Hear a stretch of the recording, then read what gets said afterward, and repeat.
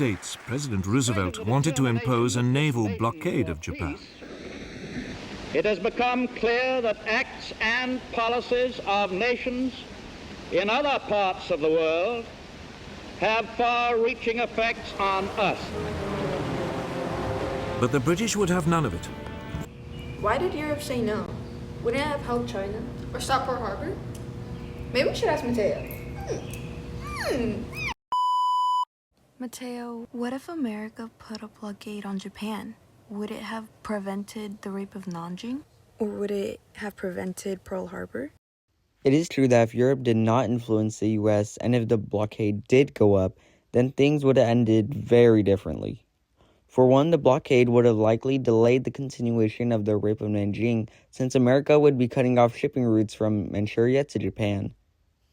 This would be a crucial part in the war because hundreds of thousands of weapons were created in Manchuria alone.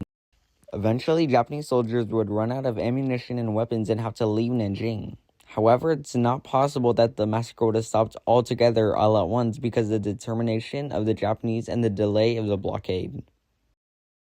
Additionally, Roosevelt's naval blockade probably would have affected later interactions and relations between the US and Japan, like the bombing of Pearl Harbor. It could have even affected the Cold War. In fact, Pearl Harbor likely would have never happened.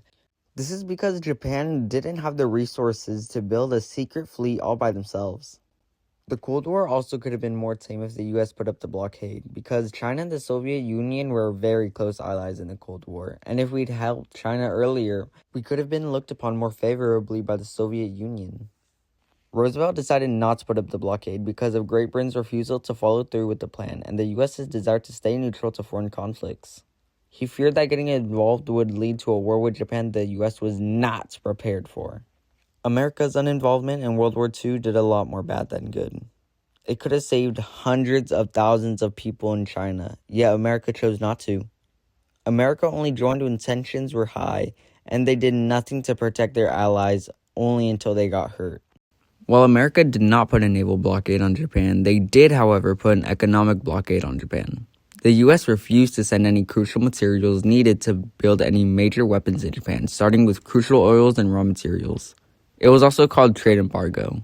There are still remnants and scars left by the rape of Nanjing, but we shouldn't leave them in the past. We should bring them to light and remember them and move forward.